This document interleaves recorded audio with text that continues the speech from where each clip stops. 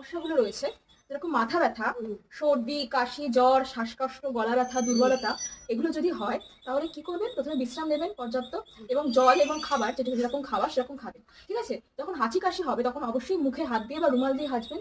ঠিক আছে? এবং তার সাথে সাথে হাঁচি কাশির পরে স্যানিটাইজার দিয়ে বা সাবান দিয়ে হাত ধুয়ে পরিষ্কার করে দেবেন। এতে কি হবে? তাহলে আপনি এর পরবর্তীতে যার সংস্পর্শে আসবেন তার মধ্যে সেই রোগটা ছড়িয়ে পড়বে না। তাই রোগের ছড়িয়ে পড়া আটকানোর জন্য এটা করবেন। আচ্ছা, যারা ছোট আছে তাদেরকে তো ভ্যাকসিন দেওয়াই হয়, এবং যারা বয়স্ক আছেন তাদের যাদের এই রোগের মানে টেন্ডেন্সি আছে, বা এর আগে কখনো যক্ষা বা কোনো ধরনের রোগ হয়েছে, তাদের ক্ষেত্রে ইনফ্লুয়েঞ্জা ভ্যাকসিনটা কিন্তু বাধ্যতামূলক। হসপিটালে যাবেন, সেখানে যা যা ডোজ আছে আপনাদের বলে দেওয়া হবে, অবশ্যই ইনফ্লুয়েঞ্জা ভ্যাকসিনটা নিয়ে নেবেন। ঠিক আছে? তো এই সময় পর্যাপ্ত ঘুম, পর্যাপ্ত খাওয়া, এবং প্যারাসিটামল যেটা জেনারেলি ঠান্ডা লাগলে ইউজ করা হয়, সেই প্যারাসিটামলটা খাবেন, নিজেদেরকে আলাদা রাখবেন, এবং যা যা নির্দেশ অনুযায়ী ওষুধ নেওয়ার কথা বলা আছে সেগুলো সবাই ইয়ে করবেন। যেটা মেন ব্যাপার সেটা হলো যাতে রোগটা ছড়িয়ে না পড়ে, সেজন্য স্টেপগুলো নেওয়া এবং রোগ প্রতিরোধক ক্ষমতা